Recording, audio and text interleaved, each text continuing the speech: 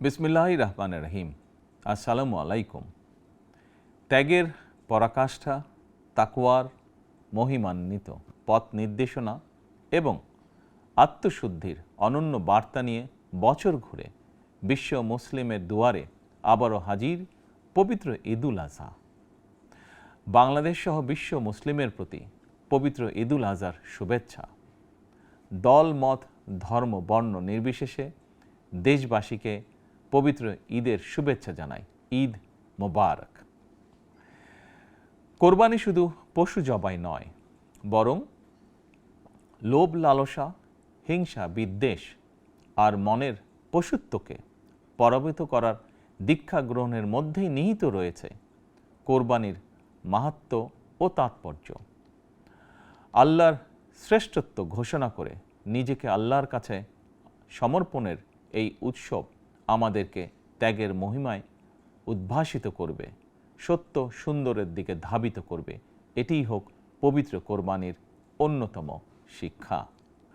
প্রিয় দেশবাসী, যাদেরকে আল্লাহ এবছর কোরবানি করার সামর্থ্য দিয়েছেন, তাদের প্রতি আমার বিনীত আবেদন, এবছর যাদের পশু কোরবানি দেওয়ার সামর্থ্য হয়নি, তাদের সঙ্গে কোরবানির পশুর মাংস ভাগাভাগি করে নিন।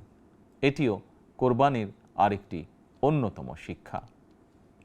প্রিয় দেশবাসী, আপনাদের প্রতি আমার বিনীত আহ্বান, কোরবানির চামড়া যথাযথ প্রক্রিয়ায় সংরক্ষণ করুন।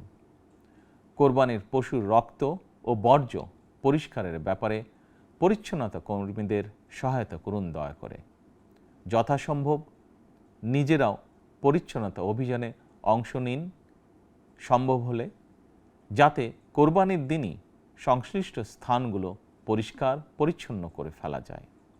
পবিত্র ঈদে কায় মনোবাক্যে আল্লাহর দরবারে প্রার্থনা, তিনি যেন আমাদের মাতৃভূমিসহ সমগ্র মুসলিম বিশ্ব ও মানব জাতির জন্য শান্তি, নিরাপত্তা ও স্থিতিশীলতা দান করেন।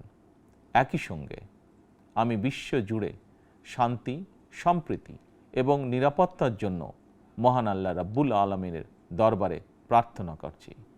প্রিয় দেশবাসী, আবারও আপনাদেরকে ঈদুল আজহার শুভেচ্ছা জানাই। ঈদ মোবারক।